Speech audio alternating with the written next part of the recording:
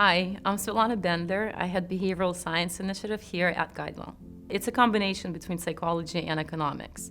So generally we assume that people are very rational. So as an economist, you would assume that people make decisions that are in their best interest. So for example, if we know that one needs to go to the doctor or get preventative screening done, they will normally book their appointments and go get that scheduled. But the reality is people intentionally avoid going to the doctor, they don't get their preventative screening done, they don't exercise regularly, even they do appreciate that it's an important part of their life. And the reason is because it's primarily driven by behavioral biases. And that's what behavioral science looks at. We'll look at how should individuals behave versus how they truly do behave. So here at GuideWell, we're actually working with a number of teams across the enterprise, trying to integrate behavioral science solutions into the current workflows. One of the prevailing cancers or cancer prevention screening techniques is getting the colorectal screening done. So what we do at the company is we actually mail fit kits, which is a kit that the member can use at home.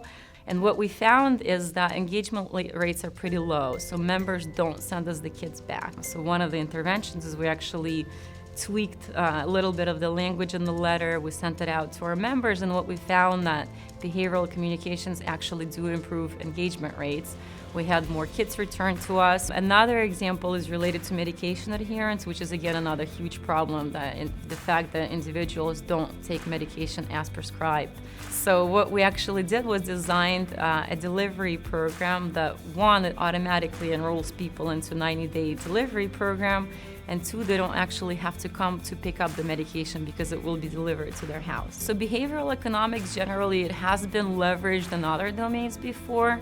I think in healthcare, it's an area that's very ripe for it, but it hasn't been leveraged yet. So it's pretty new, and I think there's so much opportunity, and you can literally see the direct connection between the interventions that you design, the targeted interventions that you design, and the outcomes that we see with our members. The end goal is obviously closing care gaps, because if we have increased participations, our members are engaging with us better, whether it's through campaigns that we mail to our members. It could be digital designs that we create that allow members to navigate better. We can create targeted interventions specifically for them because, again, everybody has their own challenges. Every member is unique, and we appreciate that fact. That's why everybody needs a customized solution for them. If we do it the right way, if we do explain to the member about the advantages and use some of the behavioral interventions to engage with them, they're actually more likely to engage with us.